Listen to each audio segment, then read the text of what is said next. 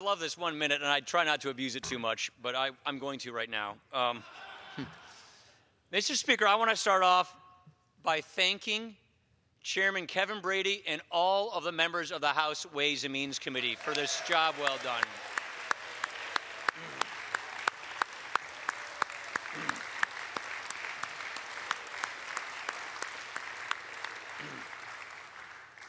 Mr. Speaker, we are in a generational defining moment for our country. And what we're doing here is not just determining the kind of tax code we're going to have. What we are doing here is determining the kind of country we're going to have. And right now, because of this anemic economic recovery, I mean, don't forget, we had the worst recession in our lifetimes in 2008. And ever since then, this economy has been flat. This economy has been way under its potential. This economy has been growing at a limp 1% to 2%. And you know what that means for hardworking taxpayers? You know what that means for Americans? Nobody gets a wage increase. Living standards are stagnant. Economic anxiety is high. 78% of our workers in this country today are living paycheck to paycheck. Most Americans say that they don't even have $500 in their bank account for an unexpected emergency or an expense. This is the economic anxiety that's for real in this country today. Instead of thinking about getting ahead, families are just struggling to get by. Think about all the moms and the dads and the hardworking taxpayers going to bed tonight, not sleeping, worried about what comes next week. This is not how it should be. This is not how it is in this country traditionally. We need to restore growth. We need to restore opportunity. We need to restore this beautiful thing we affectionately call the American idea. Passing this bill is the single biggest thing we can do to grow the economy, to restore opportunity, and help these middle-income families who are struggling. People always ask, well, what's in it for me? You know, how do I benefit from this? Well,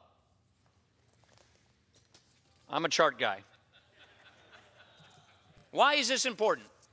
What this shows you, under this plan, the average family at every income level gets a tax cut. A tax cut at every average level. And what this chart shows you, the people here who are struggling, the people here who are in middle income brackets, the people here who are low income trying to become middle income, they get the biggest tax cut. This plan is good for people of all walks of life, all across the country, and the bigger relief goes to those who need it most. Let's put it into numbers. A typical household of 4 people, they make $59,000 in this country. That family of 4, $1,182 tax cut first year alone. The median family income, mom, dad, 2 kids, the median family income in America today is $87,000. That family will get a $1,941 tax cut right away, year 1.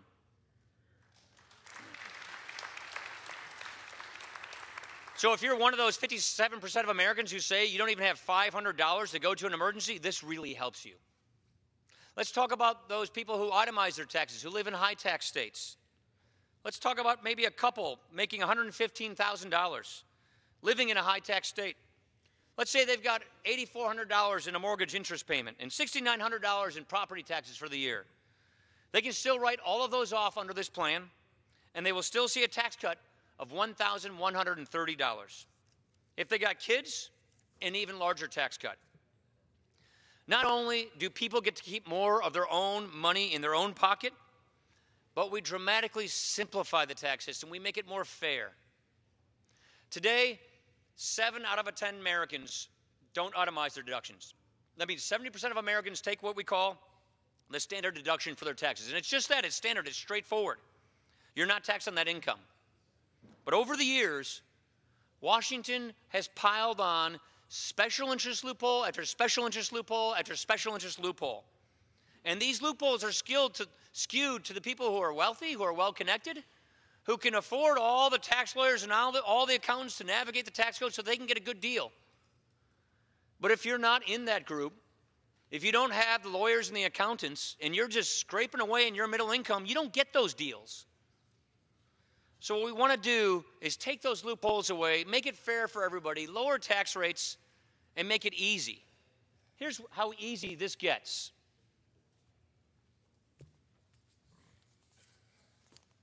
We're going to make it so easy that by doubling the standard deduction, 90% of Americans, 9 out of 10 Americans will be able to fill out their taxes on a form the size of a postcard. And what this means is, for a single person, you don't pay taxes on your first $12,000 of income. For a couple, for a married couple, you don't pay taxes on your first $24,000 of income. And here's the basic philosophy. Instead of jumping through all the hoops that the IRS puts in front of you, instead of doing what the special interest groups say you need to do in order to get some of your money back, we basically say, keep your money in the first place. It's your money. Do what you want with it. All of this is about tax relief. It's about fairness.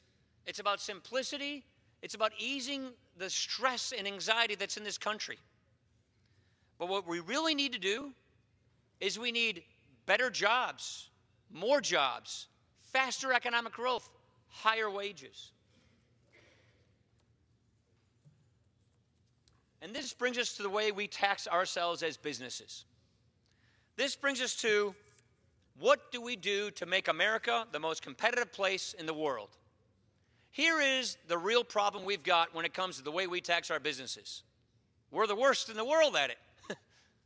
We right now tax our businesses at the highest corporate tax rate in the industrialized world. What does that do? Well, let me give you an example where I come from. In Wisconsin, the example is Johnson Controls. Johnson Controls is a company with a history dating back in our state to the 1880s. It was the biggest company we had headquartered in Wisconsin. Not anymore, because Johnson Controls is an Irish company, and their Irish tax rate is 12.5%. This is happening all over the country. Companies, just to stay competitive, are becoming foreign companies. And when the headquarters of that company leaves your hometown, when the headquarters of that business and that employer leaves your state and goes to another country, there goes the United Way campaign. There goes the white-collar jobs. There goes the manufacturing. There goes the research and development. There goes America's competitiveness. What's worse is all these foreign companies are buying U.S. companies because it's cheaper because of taxes. So here's what we do. Instead of being the worst in the pack, we leapfrog ourselves by bringing that tax rate down to 20%. Because guess what? When you tax your businesses at much, much higher tax rates than our foreign competitors tax theirs, they win and we lose. We got to stop losing. We got to start winning. That's what this does. What's even more impressive about this is it lowers taxes for those small businesses, those mom and pops, even more. So we got to make sure that our businesses, the job creators of America, have every incentive to stay here, have every incentive to build here, have every incentive to hire here. And what's more, we're finding that by doing this, we're going to get faster economic growth. We're going to get more jobs. We're going to get higher wages, better take-home pay. Let me just break it down in simple numbers. Tax Foundation, they ran the numbers.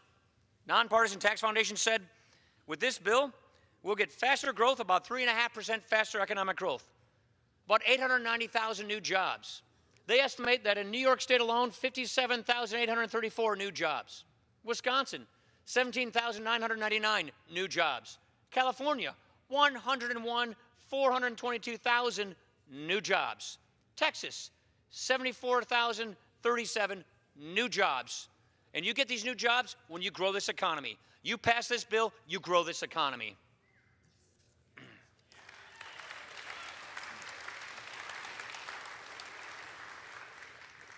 And so why do we do all of this? Because it's about giving people more take-home pay. It's about raising wages. It's about helping families who are struggling to get ahead. It's about getting Washington out of the business of picking winners and losers and giving the American people the kind of economy they deserve, the kind of economy we can have.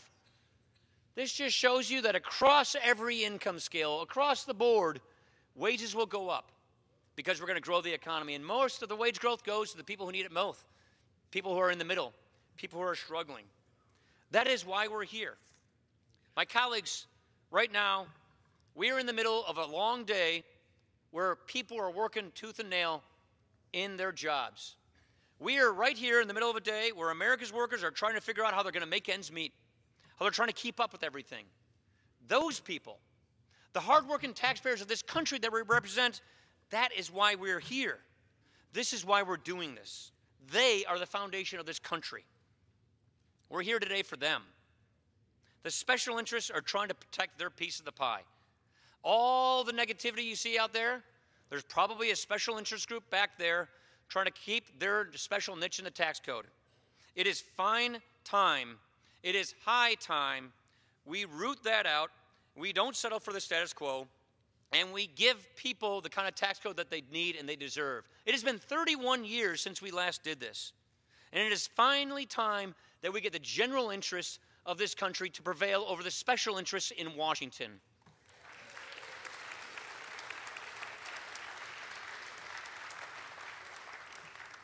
So we know that this brings more fairness. We know that this increases take-home pay and bigger paychecks.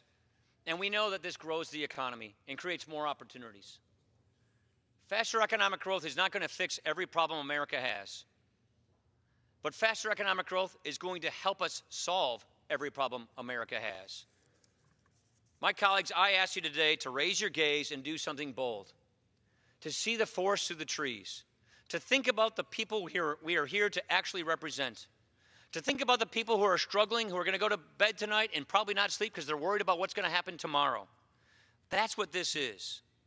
This is one of the most historic and the biggest things that we will ever do. And the reason is because this is one of the biggest things we can do to improve people's lives, to revitalize that beautiful American idea, to spread liberty and freedom. This is something that's going to refresh our confidence in ourselves and our confidence in each other. Enough settling, enough giving in. Let's start to reclaim our future right here, in this moment, in this chamber, in this moment. Let's pass this bill. Thank you, and I yield back to the balance of my time.